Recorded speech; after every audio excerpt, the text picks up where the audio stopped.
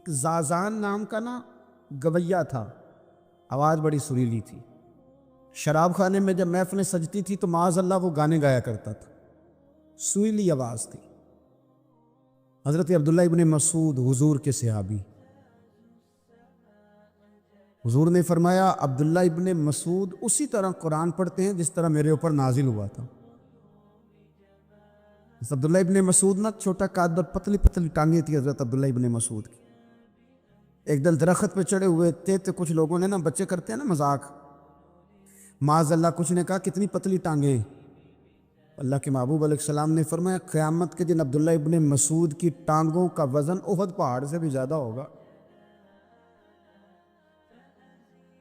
زبردست صحابی ہے، اور حضور نے فرمایا میں نے جس کو گورنر بنایا، کسی جگہ امیر بنایا، مشورہ کر کے بنایا، اگر میں کسی کو بغیر مشورے کے امیر بناتا تو عبداللہ ابن مسعود کو بناتا۔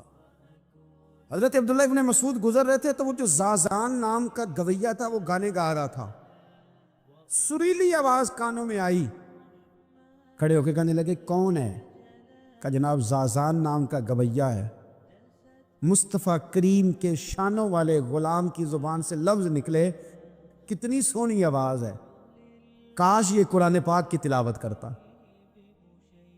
اللہ اکبر، کاش کوئی ایسا ہو تو صحیح جو ہمیں کہے کہ کاش یار تو قرآن پڑھتا، کتنی سونی آواز ہے، کاش تو نعت پڑھتا۔ کوئی کہے تو صحیح، کوئی کہتا ہی نہیں، کوئی کہتا ہی نہیں کتنا سونا چہرہ ہے، کاش اس پہ داڑھی ہوتی، کوئی کہتا ہی نہیں میری ملت کے جوانوں۔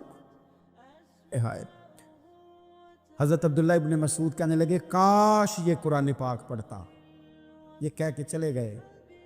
باہر وہ نکلا جب سارے لوگ باہر نکلے اس معاذ اللہ بری مجلس سے، تو چیم گوئیاں ہو رہی تھی کہ آج تو یہاں حضرت عبداللہ ابن مسعود بھی آئے تھے۔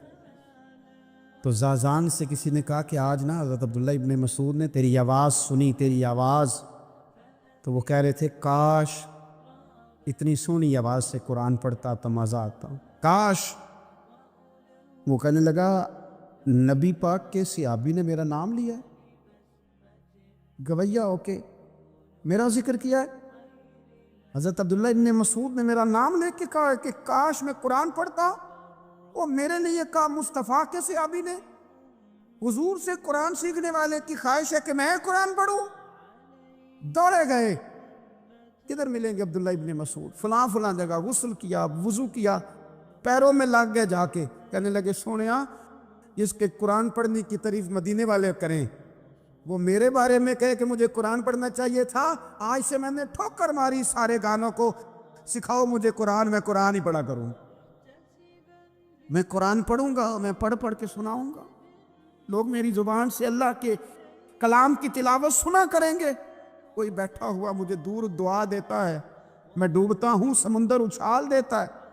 دیکھیں انسان پر اگر کوئی شخص نیکی کر دیتا ہے، احسان کر دیتا ہے، تو انسان اس کے سامنے پھر گردن نہیں اٹھا سکتا، یار یہ میرے مشکل وقت کا دوست ہے، اس نے میرے ساتھ نیکی کی، کبھی بھی گردن نہیں اٹھائے گا، جھکا کے رکھے گا۔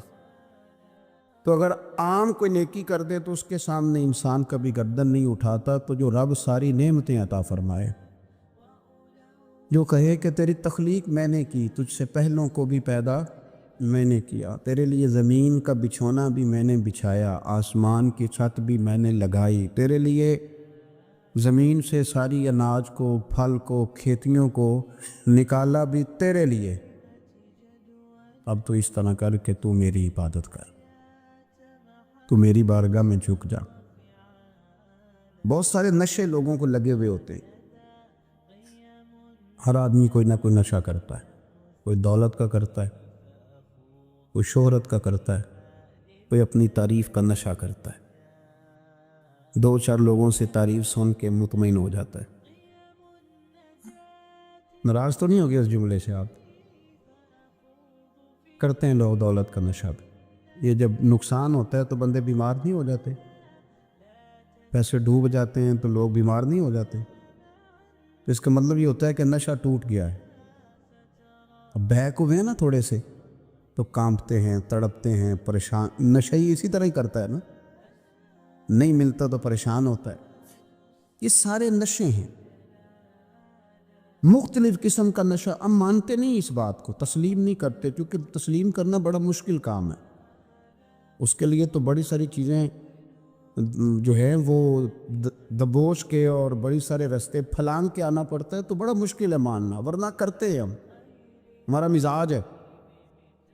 یہ گھومنے پھرنے کا، دنیا دیکھنے کا بھی ایک نشہ ہے. یہ بہت ساری باتیں کرنے کا بھی ایک نشہ ہے. گپ شپ کا بھی ایک نشہ ہے. دو چار لوگوں کی جب تک پگڑیاں نہ کھول لیں، بعض لوگوں کو نیند نہیں آتی. یہ غیبت کا، چغلی کا، بددیانتی کا، یہ بھی ایک نشہ ہے. اس پر ملا رومی رحمۃ اللہ نے بڑا کلام لکھا ہے. وہ کہتے ہیں مانگ کے کھانے کا بھی نشہ ہے. مانگ کے کھانے کا بھی نشہ ہے. وہ کہتے ہیں کہ ایک بھیک مانگنے والی خاتون تھی، تو بادشاہ کے پاس بھیک مانگنے آئی، تو بادشاہ کو پسند آ گئی، اس نے شادی کر لی. اب اس کو عادت تھی بھیک مانگ کے کھانے کی، تو وہ کنیزوں سے کہا کرتی تھی کہ فٹافٹ نہ روٹی لے کے آیا کرو، میں 2-3 دفعہ مانگوں تو پھر لایا کرو. چونکہ ایک نشہ ہے نا، تو میں مانگوں 2-4 دفعہ تو پھر.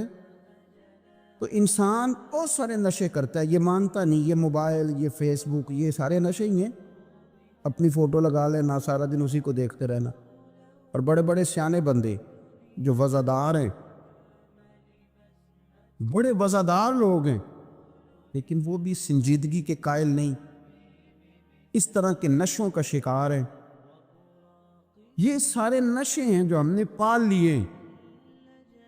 ہمارے صوفیاء، ہمارے بزرگ فرماتے ہیں کہ تم اس طرح کرو، اگر سارے نشوں سے بچنا چاہتے ہو تو سجدے کا نشہ شروع کرو. سجدے کا نشہ شروع کرو. یہ نا اقبال کہتے ہیں، وہ عطار ہو، رومی ہو، رازی. آپ بات کو سمجھیں، عطار ہو، رومی ہو، رازی ہو، غزالی ہو، کچھ ہاتھ نہیں آتا بے آہ سحرگاہی. کہتے بہت بڑا صوفی ہو جیسے فرید الدین عطار تھے، بہت بڑا تصوف کا امام ہو جیسے امام غزالی تھے، بہت بڑا تفسیر کا استاد ہو جیسے امام رازی ہو. عطار ہو، رومی ہو، رازی ہو، غزالی ہو، پر کچھ ہاتھ نہیں آتا بے آہ سحرگاہی. اگر سویرے اٹھ کے روتا نہیں نا اللہ کی بارگاہ میں، اگر تہجد نہیں نہ پڑھتا، تو کچھ ہاتھ نہیں آتا بے آہ سحرگاہی. پھر اس کو کوئی چیز نصیب. میری بات کی سمجھ آ رہی ہے آپ حضرات؟ جب تک آپ سویرے نہیں اٹھتے، آپ اللہ اللہ نہیں کرتے، آپ کو نوافل کا چسکا نہیں، عبادت کا مزہ نہیں. فرمایا میری عبادت کرو، یہ شوق پیدا کرو، میں نے تمہیں پیدا کیا ہے. ہم لوگوں کے نشے، مختلف نشے، بڑا عجیب رنگ ہے. محفل کی صدارت کرنے والے بڑے پیر صاحب، بڑے القابات، بیچ میں سے بندہ تلاش کرنے سے بھی نہیں ملتا، اتنے بڑے لقب ہے اس کے.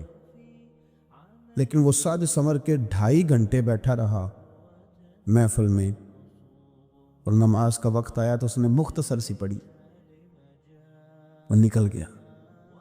ہلکے سے سجدے کیے. اتنا بڑا عشق رسول، نعت خواں، ہو کیا بات ہے. اور عشق رسول کا بہت بڑا پیغام اور بہت بڑا مبلغ.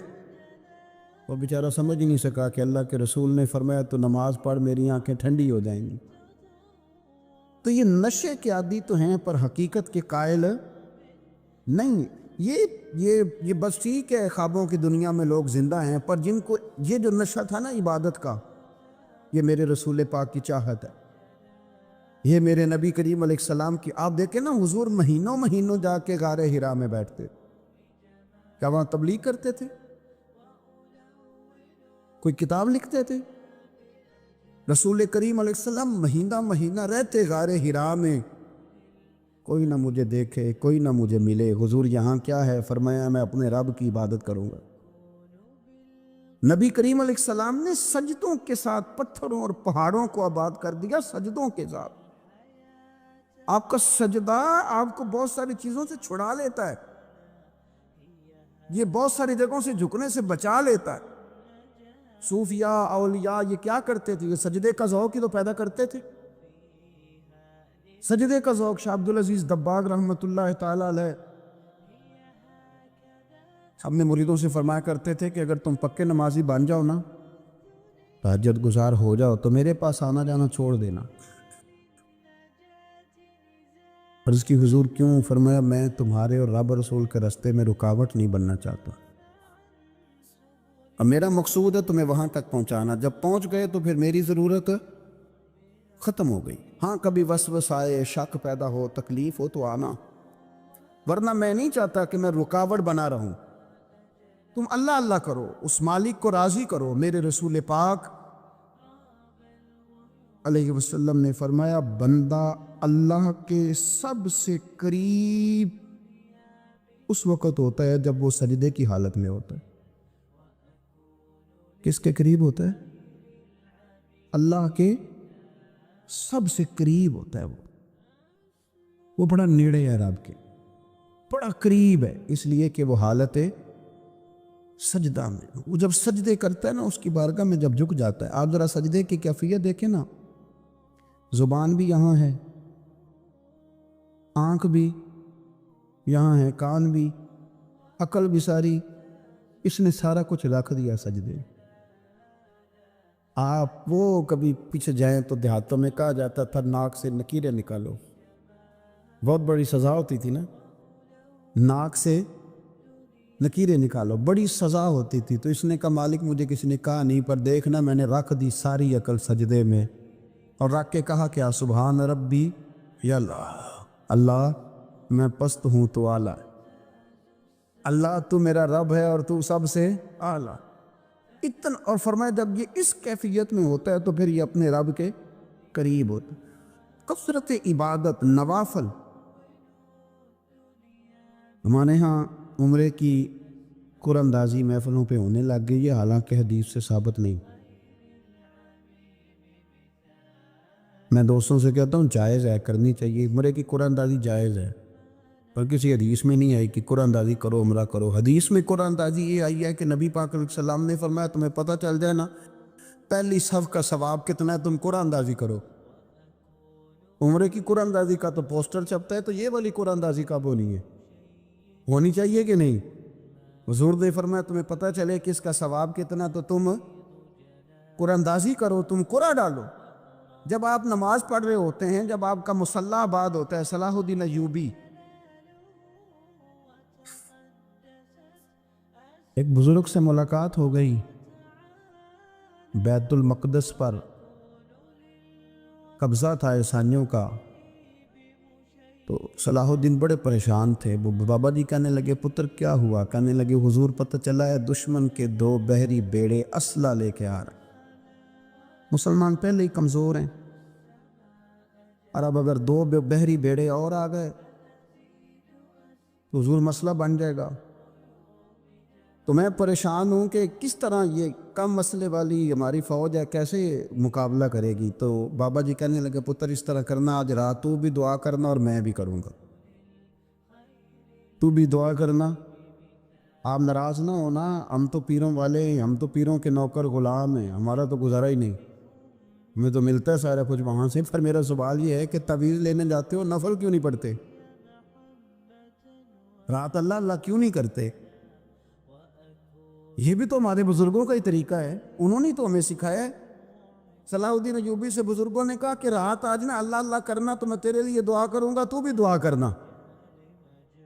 تو بندہ جب دکھی ہوتا ہے تو سجدہ کرتا ہے، تو پھر ہی تو مصلی بھیگ جاتا ہے، پھر ہی تو مزہ آتا ہے۔ سکھی بندہ تو کعبے جا کے نہیں روتا، دکھی تھے، تکلیف تھی، تو سر رکھا سجدے میں تو تڑپ گئے۔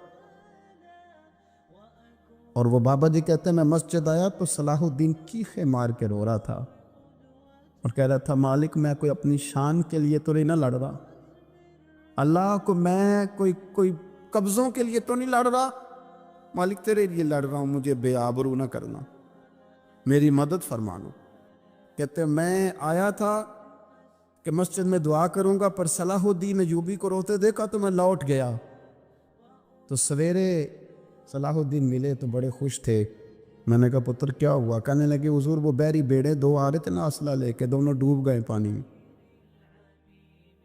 پانی میں ڈوب گئے۔ تو بابا جی کہنے لگے صلاح الدین وہ پانی میں نہیں ڈوبے، وہ تیرے آنسوؤں میں ڈوب گئے، وہ غرق ہو گئے، وہ جو تو نے مصلی بات کیا تو وہ تیرے آنسوؤں میں ڈوب گئے، وہ غرق ہو گئے، وہ تباہ، اتنے قیمتی تھے تیرے آنسو کے بہا لے گئے دشمن کے بیری بیڑوں کو۔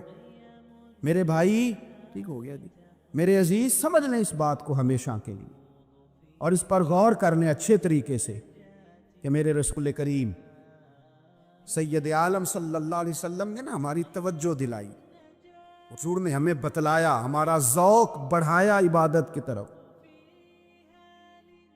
ایک صحابی تھے حضرت ابو فاطمہ رضی اللہ تعالیٰ عنہ، یہ ترمذی شریف کی حدیث ہے۔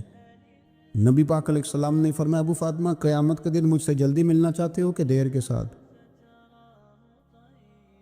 تو کہنے لگے، حضور کون ہوگا جو دیر سے ملنا چاہے؟ ہم نے تو جان دے دی وعدہ دیدار پر۔ اعلیٰ حضرت فرماتے ہیں جان دے دی وعدہ اور نقد اپنا دام ہو ہی جائے گا۔ مجھے لگتا ہے کہ یہ سودا نقد و نقد ہو جانا ہے، چونکہ ہم نے جان دے دی وعدہ دیدار پر۔ آپ نے وعدہ کیا تھا کہ مریں گے تو پھر زیارت ہوگی، تو مر گئے ہم زیارت کی خاطر۔ جان دے دی وعدہ دیدار پر، تو نقد اپنا دام ہو ہی جائے گا۔ اے رضا، ہر کام کا ایک وقت ہے، دل کو بھی آرام ہو ہی جائے گا۔ تو حضرت ابو فاطمہ رضی اللہ تعالیٰ عنہ سے نبی پاک صلی اللہ علیہ وسلم نے فرمایا، جلدی ملنا چاہتے ہو کہ دیر سے؟ عرض کی، حضور فٹافٹ ملنا ہے، میں نے قیامت کے دن آپ سے جلدی ملنا ہے۔ تو نبی پاک علیہ السلام نے فرمایا، پھر اس طرح کرنا، دنیا میں رہ کے سجدے زیادہ کرنا، پھر سجدے زیادہ کرنا، قیامت میں ملاقات جلدی ہو جائے، قرب ملے گا تمہیں۔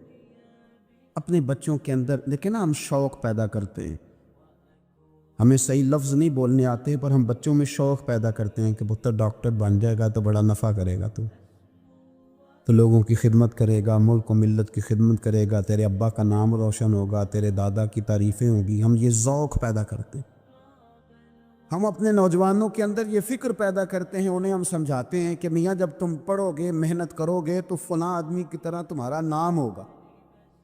یہ جتنا ذوق ہم بچوں کے اندر ان چیزوں کا پیدا کرتے، ہمیں حکم ہے کسی طرح ہم ذوق پیدا کریں کہ پتر نماز پڑھے گا تو اللہ راضی ہو جائے گا، تو سجدہ کرے گا۔ دیکھیں نا میرے رسول کریم علیہ السلام نے فرمایا، 7 سال کے بچے کو مسجد لے کے جاؤ، یعنی اسے شوق دلاؤ، اس کے اندر یہ خاصیت پیدا کرو کہ اس کا دل کرے مسجد میں جانے، اس کے اندر یہ خصوصیات لاؤ کہ وہ ہمارے ہاں نا ہر چیز کو پروموٹ کیا جا رہا ہے، ہر چیز کو، یعنی سر سنگیت سکھانے کے لیے اکیڈمیاں بن گئی ہیں، ہر شے پروموٹ ہو رہی ہے۔ عبادت کا جذبہ کم ہوتا جا رہا ہے، اللہ کا ذوق ہمارے اندر نہیں رہا، اور اتنا مشکل ہم نے اپنے لیے بنا لیا ہے کہ وہ بندہ جو بڑی زبردست مذہبی گفتگو کر رہا تھا اور تگڑی بات کر رہا تھا، کیا بات ہے، لیکن نماز کے بارے میں کمزوری دکھا جاتا ہے، نوافل کے بارے میں وہ چپکے سے نکل جاتا ہے۔ امام احمد بن حنبل رحمۃ اللہ تعالی علیہ، مسند امام احمد بن حنبل 14 جلدوں میں ہے مارکیٹ میں، اور مجھے تو خیر پسندی بڑی ہے، میں نے کئی دفعہ پڑھی ہے، اور کیا بات ہے امام احمد بن حنبل، کیسے تگڑے قسم کے محدث تھے، اور اللہ نے کتنا انہیں اعزاز عطا فرمایا ہوا۔ یہ کوڑے بھی کھاتے تھے دین کی خاطر، سارا کرتا لہو سے بھر بھی جایا کرتا، بڑا اعزاز والا شخص تھے، بڑے اعزاز والے، حدیثیں جمع کرنا، حدیثیں لکھنا، حدیث پڑھانا، سارا دن رہتے تھے، کہہ سکتے تھے کہ میں کر تو رہا ہوں کام، اور حدیث بھی موجود ہے کہ عالم عابد سے افضل ہوتا ہے، پر اس کے باوجود امام احمد بن حنبل رحمۃ اللہ علیہ 300 نفل فرض نمازوں کے علاوہ پڑھا کرتے، 300 نوافل روز پڑھا کرتے تھے۔ ان کے بیٹے نے کہا، ابا جی مکان خریدنا ہے تو وہ جگہ کہاں کر کے لوں، بہت ساری آبادیاں، تو فرمایا پتر وہاں لینا جہاں مسجد قریب ہو۔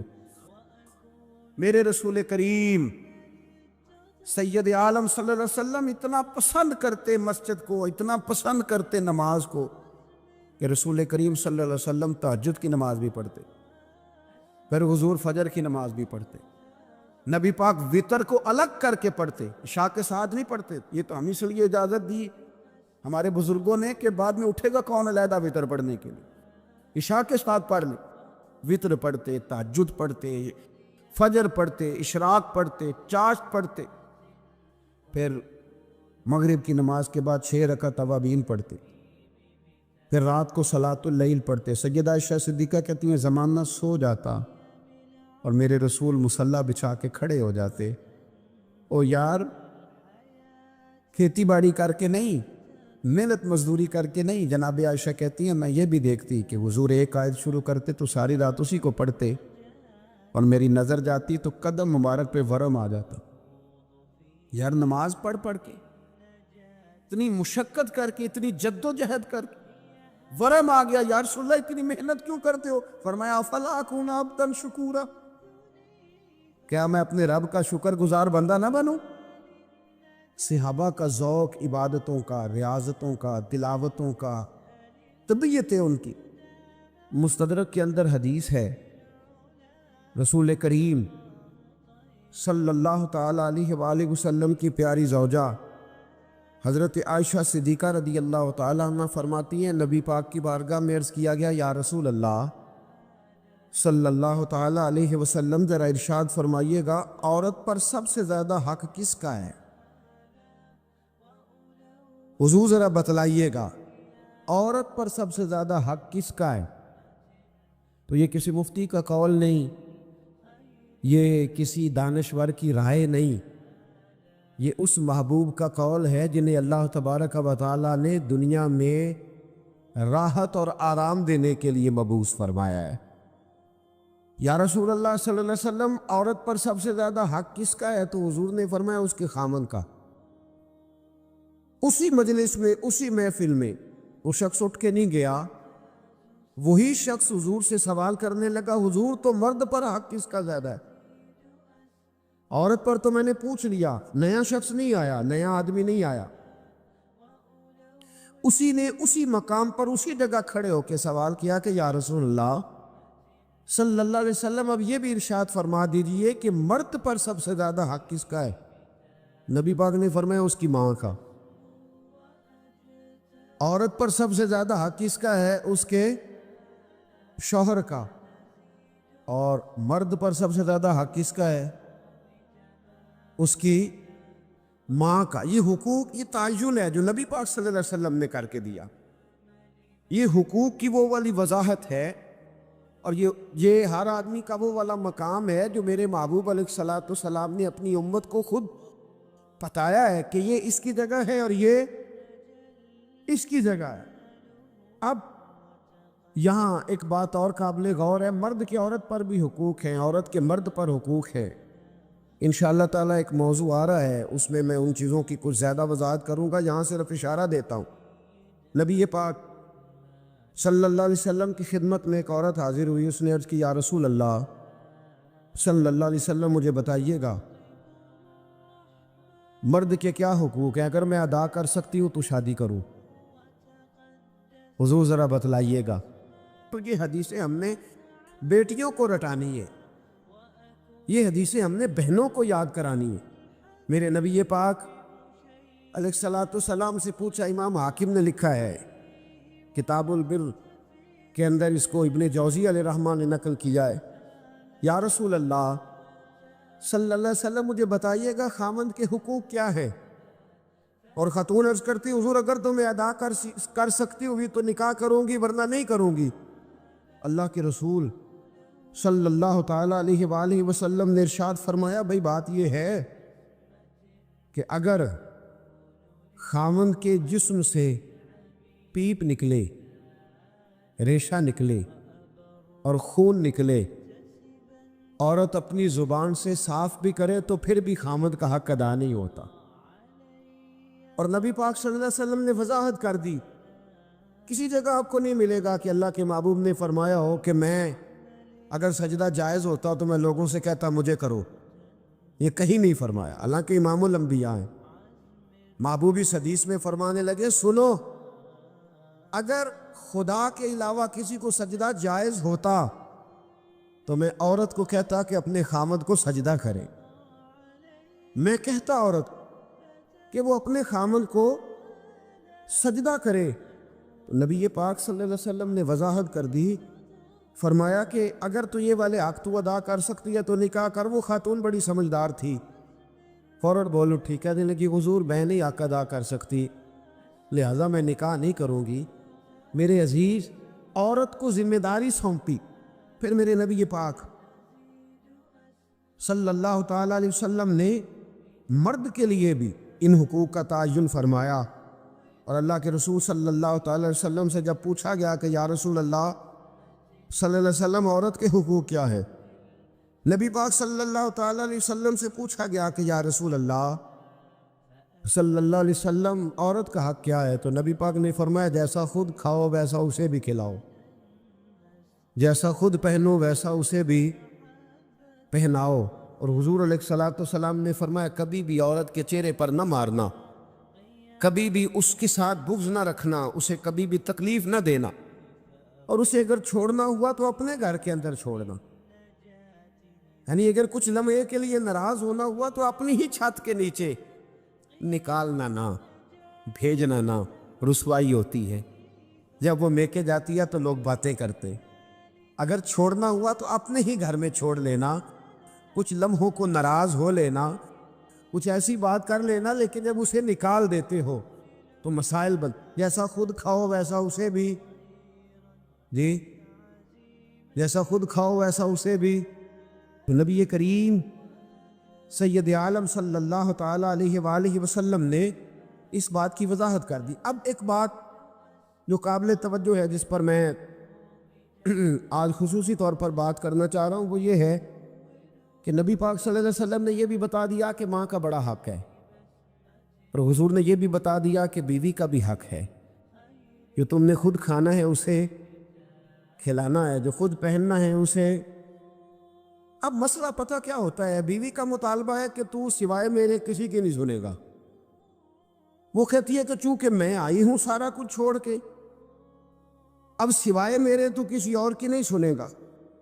اماں کہتی ہے کہ چونکہ پیدا میں نے کیا ہے، پرورش میں نے کی ہے، جوان میں نے کیا، تو حقوق میرے زیادہ ہیں۔ یہ حدیث اماں ضرور سنائے گی اگر اسے یاد ہوگی۔ اب اس کا نقصان یہ ہوتا ہے اگر کسی عورت سے یہ پوچھا جائے کہ تو بتلا کہ بغیر ماں کے کوئی بچہ بڑا ہو سکتا تھا، تو اس نے پال پوس کے تجھے دیا ہے، تو تجھے کیسے کہہ سکتی ہے کہ تو کسی اور کی نہ سن؟ اور اگر اماں سے بندہ کہے کہ تو خود ہی گئی تھی اس کو دیکھنے، تو ہی اس کو لائی ہے، اب کس طرح کر کے یہ ممکن ہو سکتا ہے کہ خاتون خانہ جو نکاح کر کے آئی ہے، جس کے حقوق کا تعین خود نبی پاک صلی اللہ علیہ وسلم نے فرمایا، اس کو حق نہ دیا جائے؟ کچھ حقوق میاں بیوی کے ہیں، کوئی شخص وہاں بھی تقاضا نہ کرے، کوئی بہن تقاضا نہ کرے کہ میرا بھائی کسی بھی طور پر بیوی کی کوئی بات نہ مانے اور صرف وہ میری طرف ہی توجہ رکھے، کوئی ماں یہ تقاضا نہ کرے، اس لیے کہ اس کے حقوق بھی اللہ اور اس کے رسول نے بیان فرمائے۔ اور کوئی بیوی کسی جگہ یہ تقاضا قطعاً نہ کرے، کسی مقام پر یہ تقاضا نہ کرے کہ وہ کہے کہ تو بہن کی طرف نہیں دیکھے گا، تو اماں کی بات نہیں سنے گا۔ اس سے آگے بڑھ کر ایک اور بات ہے، اس پر بھی ضرور غور فرمائیے گا۔